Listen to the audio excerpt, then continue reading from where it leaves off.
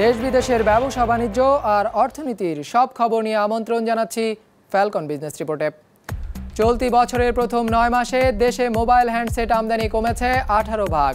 খাত সংশ্লিষ্টরা বলছেন অবৈধ পথে আসছে বেশি। কম খরচে ও দ্রুত প্রিয়জনের মোবাইলে রেমিটেন্স পাঠাতে পারবেন প্রবাসীরা। জোট বাঁধল যুক্তরাজ্য ভিত্তিক ওয়ার্ল্ড রেমিট ও বিকাশ। রাইড শেয়ারিংয়ে মোটর বাইকের জনপ্রিয়তা বাড়ছে। চালুর 1 বছরে উবারের সবচেয়ে বড় মোটো মার্কেটের জায়গা নিল বাংলাদেশ। এমন সব খবর নিয়েই আমাদের আজকের আয়োজন। গেল 9 মাসে দেশে হ্যান্ডসেট আমদানি প্রায় 18 ভাগ কমে গেছে। চোরাই পথে আসা ফোন বিক্রি ব্যাপক হারে বেড়ে যাওয়ায় এই পরিস্থিতি তৈরি হয়েছে বলে দাবি করেছেন মোবাইল আমদানিকারকরা। যা বন্ধ না হলে দেশে উৎপাদিত ফোনও বাজার ধরতে পারবে না বলে শঙ্কা তাদের। রাজধানীতে এক সংবাদ সম্মেলনে এমন কথা জানিয়েছেন তারা। ফয়সাল শোভনের রিপোর্ট। বছর দশেক ধরে দেশে হ্যান্ডসেটের বিক্রি ক্রমাগত বাড়ছিল, আমদানিও বাড়ছিল বার্ষিক 10 থেকে 20 ভাগ হারে। কিন্তু এবছর সেখানে বড় ধাক্কা লেগেছে। জানুয়ারি থেকে সেপ্টেম্বর এই 9 মাসে মোট 2,30,00,000 মোবাইল ফোন এসেছে, যা আগের বছরের একই সময়ের চেয়ে 17.8 ভাগ কম। 19 ভাগ কমেছে ফিচার বা সাধারণ ফোনের আমদানি, আর 4G সেবা চালু হলেও স্মার্টফোনে কমেছে 17 ভাগের মতো। স্মার্টফোনের গ্রোথ প্রায় 50%-এর উপরও ছিল একসময়। 100%, 50% গ্রোথ করে 25%, 30%। এখন এই বছর একদম শার্পলি ডিগ্রোথ, যেখানে হচ্ছে গিয়ে আপনি হিউজ একটা ইনভেস্টমেন্ট আসছে 4Gর উপরে, এবং গভর্নমেন্ট আপনি জানেন যে বিটিআরসি এবং আমরা মিনিস্ট্রি লেভেল থেকে অনেক ইনফরমেশন পাচ্ছি যে কীভাবে 4G পেনিট্রেশন বাড়ানো যায়। সেখানে যখন এই স্মার্টফোনের ডিগ্রোথ, এবং ইন্টারেস্টিং আরেকটা ব্যাপার হচ্ছে কি, যদি আপনি এখনো পেনিট্রেশন রেটের কথা চিন্তা করে দেখেন, যেখানে ইন্ডিয়া এখনো ফিচার ফোনে স্মার্টফোনের পেনিট্রেশন রেট প্রায় 40% স্মার্টফোন, সেখানে বাংলাদেশ এখনো 25%, মানে এখনো আমরা 30% ক্রস করতে পারিনি। সেই জায়গায় যেখানে গ্রোথ হওয়ার কথা, অবভিয়াসলি যেখানে একটা গ্রোথ হওয়ার কথা, সেখানে একটা ডিগ্রোথ। এই প্রথম আমাদের মোবাইল ইন্ডাস্ট্রি ডিগ্রোথে গেছে। আমদানিকারকরা অবশ্য হ্যান্ডসেটের বিক্রি কমে গেছে তা মানতে নারাজ। তাদের হিসাবে বাজার ধীরে ধীরে চলে যাচ্ছে চোরাই বা অবৈধ পথে আসা ফোনের দখলে।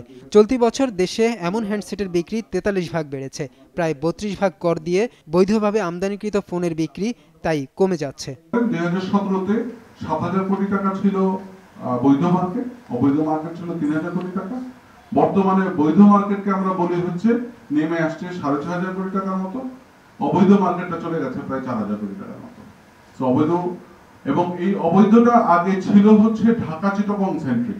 জেলা শহরগুলোতেও এখন অবৈধ প্রোডাক্টের অ্যাভেলেবিলিটি অনেক বেশি বেড়ে গেছে, এবং অনলাইনের মাধ্যমে এখন একটা বড় রকমের চালান, অবৈধ চালান যেটা বাজারে পাওয়া যায়। আমদানির বাইরে এরই মধ্যে নিজেদের কারখানায় উৎপাদিত প্রায় 10 লাখ ফোন বাজারে ছেড়েছে ওয়ালটন, স্যামসাং ও আইটেল। উৎপাদন প্রক্রিয়ায় আছে সিম্ফনি আর 5 স্টার।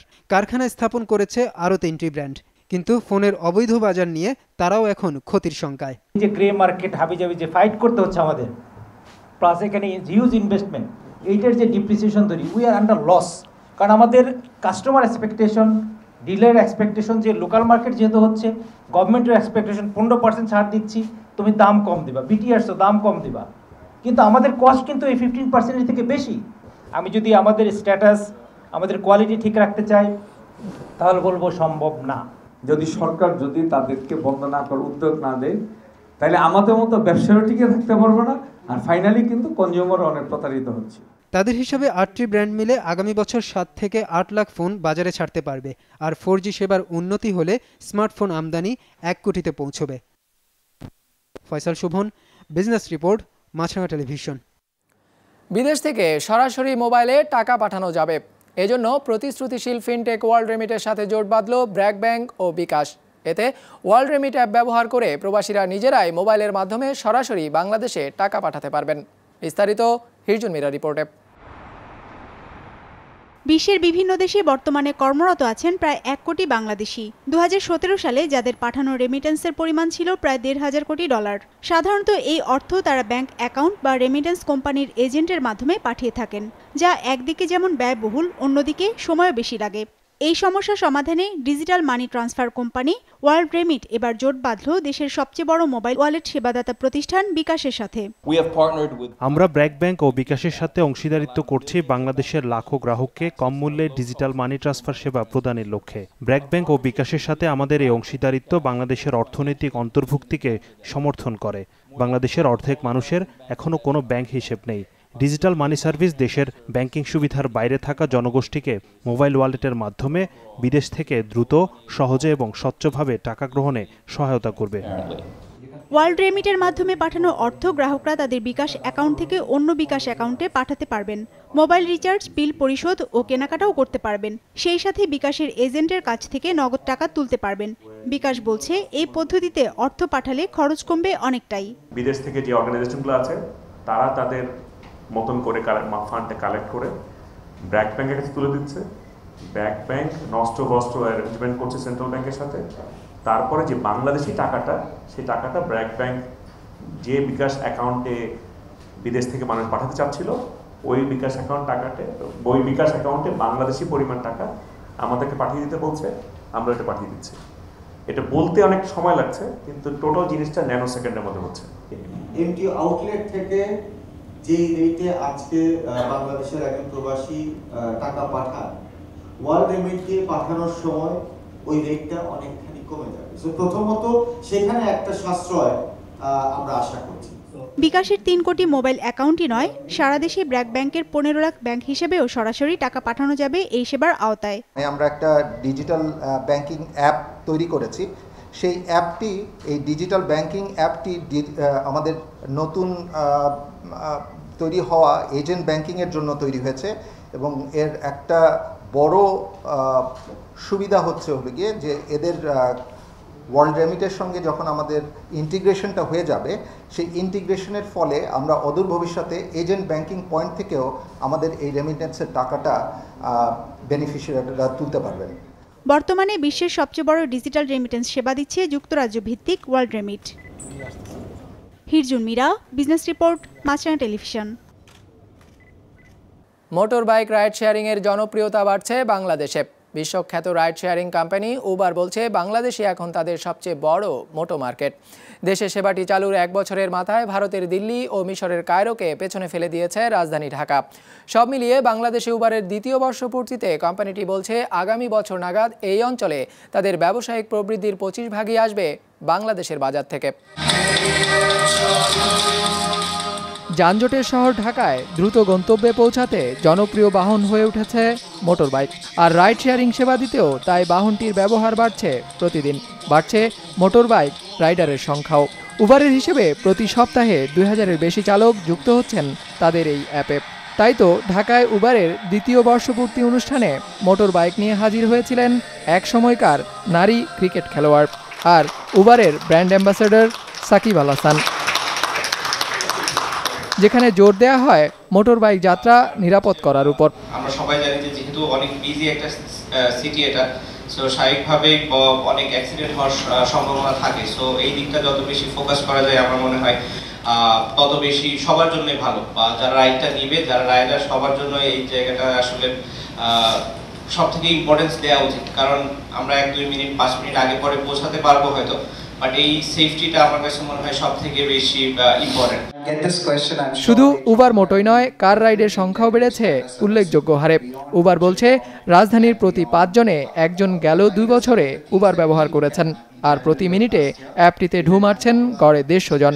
প্রতিষ্ঠানটির ভারত ও দক্ষিণ এশিয়ার দায়িত্বে থাকা এই কর্মকর্তা বলছেন, সেবার এই জনপ্রিয়তা দক্ষিণ এশিয়ায় বাংলাদেশকে উবারের সবচেয়ে আকর্ষণীয় বাজারে পরিণত করেছে।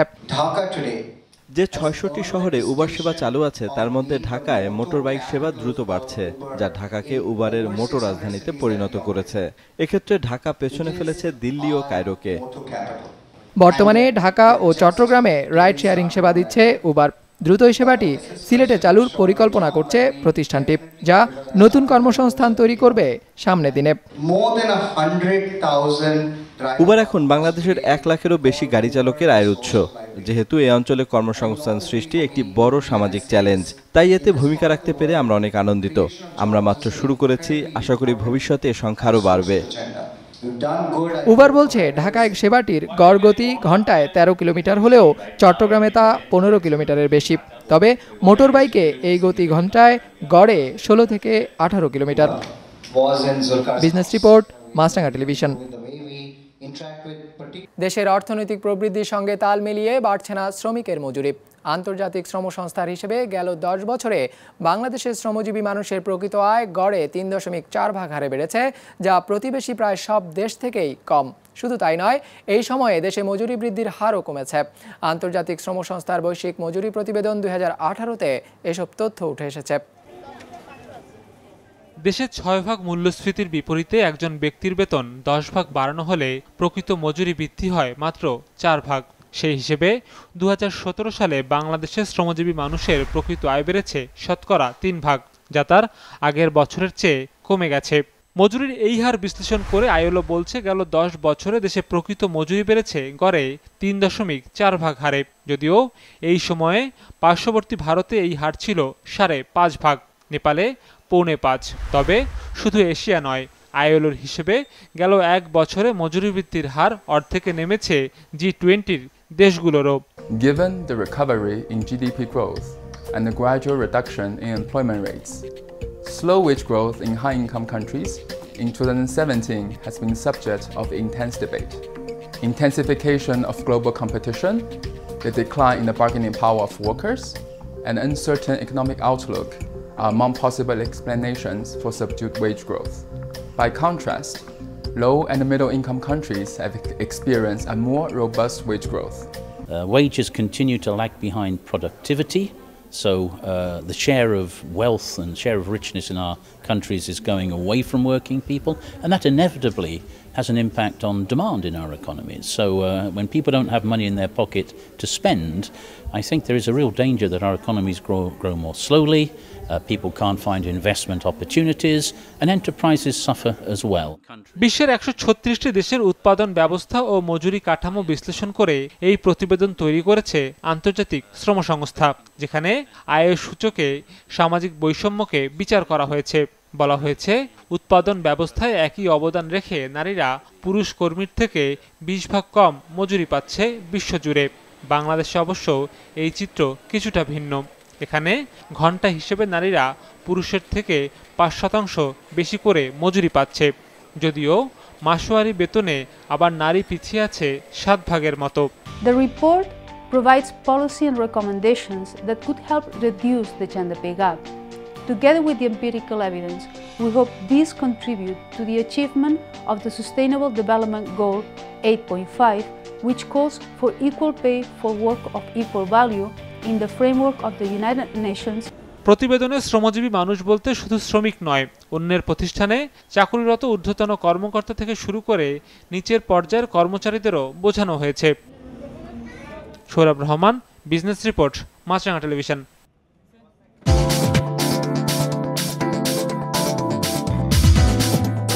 ইতিবাচকভাবে দিন শেষ করলো ঢাকা শেয়ার বাজার। সার্বিক সূচক DACX 9 পয়েন্ট বেড়ে দাঁড়িয়েছে 5288-তে। এদিন লেনদেন হয়েছে 638 কোটি টাকার, আর দর বেড়েছে 159টির, কমেছে 133টির, আর অপরিবর্তিত রয়েছে 44টির দর। এবার বাজার নিয়ে বিশ্লেষণ শুনবো এশিয়ান টাইগার ক্যাপিটালের। মার্কেট এখন কিছুটা ভলাটাইল মোডে আছে। এ মাসে এভারেজ টার্নওভার ছিল প্রায় 570 কোটি টাকা, যা লাস্ট মান্থের এভারেজ টার্নওভারের কাছাকাছি ছিল, এবং ইন্ডেক্সের চেঞ্জও লাস্ট মান্থে থেকে ফ্ল্যাট রেটে আছে। এখনও মার্কেটে আধিপত্য করছে স্মল ক্যাপ এবং মিড ক্যাপ শেয়ারগুলো, আর উল্লেখযোগ্য সেক্টরগুলোর মধ্যে আছে textile, fuel and power, Pharma এবং ইঞ্জিনিয়ারিং সেক্টরগুলোই। আমরা মনে করছি মার্কেট ডিরেকশন স্মল ক্যাপ এবং মিড ক্যাপ শেয়ার থেকে ইন ফিউচার লার্জ ক্যাপের দিকে যেতে পারে। এছাড়া আমরা বলবো যে আমাদের ইনভেস্টররা যদি যেই গুড ফান্ডামেন্টাল শেয়ারগুলো যারা লো পিতে আছে সেগুলোখানে ইনভেস্ট করে, they will get a good return in near future. লোকসান ঠেকাতে 8টি কারখানা বন্ধ করে দেওয়ার ঘোষণা দিয়েছে যুক্তরাষ্ট্রের গাড়ি নির্মাতা প্রতিষ্ঠান জেনারেল মোটরস। সেই সঙ্গে এসব প্রতিষ্ঠানে চাকরি করা প্রায় 18,000 কর্মী চাকরি হারাবেন। মূলত সেডান কারের উৎপাদন বন্ধ করতেই এই সিদ্ধান্ত নিয়েছে তারা। বিস্তারিত ডেস্ক রিপোর্টে। মার্কিন যুক্তরাষ্ট্রের মিশিগানের ডেট্রয়েটে জেনারেল মোটরসের এই কারখানার অবস্থান। 1985 সাল থেকে শুরু করে এখন পর্যন্ত 40 লাখ গাড়ি বের হয়েছে এখান থেকে। যার মধ্যে আছে Chevrolet Cruze, Volt, Impala, Cadillac সিটি6। এই গাড়িগুলো আর উৎপাদন করবে না জিএম, তাই কারখানাটিও বন্ধ হয়ে যাচ্ছে। শুধু মিশিগান নয়, উত্তর আমেরিকার ওহাইও, ওন্টারিও সহ মোট 5টি কারখানার উৎপাদনে তারা ইতি টানছে, যার 3টি বন্ধ হচ্ছে 2019 সালে। এসব কারখানায় কাজ করা 50,000 কর্মীর মধ্যে প্রায় 18,000-এর চাকরিও হুমকিতে পড়েছে। গত 28 বছর যাবৎ আমি এখানে কাজ করছি। এই কোম্পানির জন্য আমি 2বার আমার বাসস্থান পরিবর্তন করেছি। এখন তারা আমার সঙ্গে যেটা করছে তা খুবই দুঃখজনক। জেনারেল মোটরস তাদের পুরনো এসইউভির মডেলগুলো নিয়ে বিপাকে পড়েছে। যেমন চলতি বছরের জানুয়ারি থেকে সেপ্টেম্বর পর্যন্ত 1,10,000 শেভরোলে ক্রুজ তারা বিক্রি করেছে, যা আগের বছরের চেয়ে প্রায় 27 ভাগ কম। আর ক্যাডিলাক সিটি6-এর বিক্রি কমেছে 10 ভাগের বেশি। 14 থেকে 16 ভাগ হারে কমেছে কাছাকাছি অন্যান্য মডেলের গাড়িগুলোরও বিক্রি, যেগুলো থেকে সরে এসে এখন বিদ্যুৎ চালিত এবং চালকবিহীন গাড়ি উৎপাদনে নজর দিচ্ছে প্রতিষ্ঠানটি। এই ইস্যুটি জেনারেল মোটরসের একার না, আসলে তাদের তৈরি এসব গাড়ি মানুষ আর কিনছে না। লর্ডস টাউনে তাদের উৎপাদন খুব ভালো ছিল, গুণগত মান এবং কর্মী বাহিনীও ছিল সেরা, কিন্তু এসব গাড়ির বাজার আর আগের মতো নেই। বিপদে আছে তারা ডোনাল্ড ট্রাম্পের বাণিজ্য যুদ্ধ নিয়েও। চলতি বছরের শুরুতে চীনের ইস্পাত আমদানির উপর বাড়তি শুল্ক আরোপে $100 কোটি ক্ষতি হয়েছে বলে দাবি করেছে জেনারেল মোটরস। বিপরীতে 2020 সাল নাগাদ বিশ্বজুড়ে মোট 8টি কারখানা বন্ধ করে $600 কোটি খরচ কমানোর পরিকল্পনা প্রতিষ্ঠানটির। কিন্তু যুক্তরাষ্ট্রে তাদের কারখানা বন্ধের সিদ্ধান্ত মোটেও মনোপুত হয়নি ডোনাল্ড ট্রাম্পের। জেনারেল মোটরসের এই সিদ্ধান্ত আমাদের পছন্দ হয়নি। আমি বিশ্বাস করি তারা অন্য কোনো পদক্ষেপ নিতে পারত। কারখানা বন্ধের কথা জানার পর আমি প্রতিষ্ঠানটির প্রধান নির্বাহীর সাথে কথা বলেছি। তাকে বলেছি এই রাষ্ট্র জেনারেল মোটরসের জন্য অনেক কিছু করেছে, সুতরাং প্রতিষ্ঠানটির ওহিওতে ফিরে যাওয়াই উত্তম হবে। তারা বলছে শেভি ক্রুজ গাড়ির বিক্রি ভালো না। আমি বলেছি তাহলে সেখানে এমন গাড়ি তৈরি করো যেগুলো ভালো বিক্রি হয়। 2019 সাল থেকে মার্কিন বাজারে ক্রুজ কম্প্যাক্ট কারগুলো বিক্রি বন্ধ হয়ে যাবে বলে জানিয়েছে General Motors. Imtiaz Hasan, business report, Maasranga television. আমাদের যে কোনো পর্ব নিজেদের সুবিধাজনক সময়ে দেখতে সাবস্ক্রাইব করুন বিজনেস রিপোর্টের অফিসিয়াল ইউটিউব চ্যানেল। ফেসবুক পেজে লাইক দিয়ে আপডেট থাকুন ব্যবসা বাণিজ্যের আলোচিত সব ঘটনা সম্পর্কে। আর আপনাদের মতামত জানান ইনবক্সে। আজ এটুকুই, বিদায় নিচ্ছি, ভালো থাকবেন।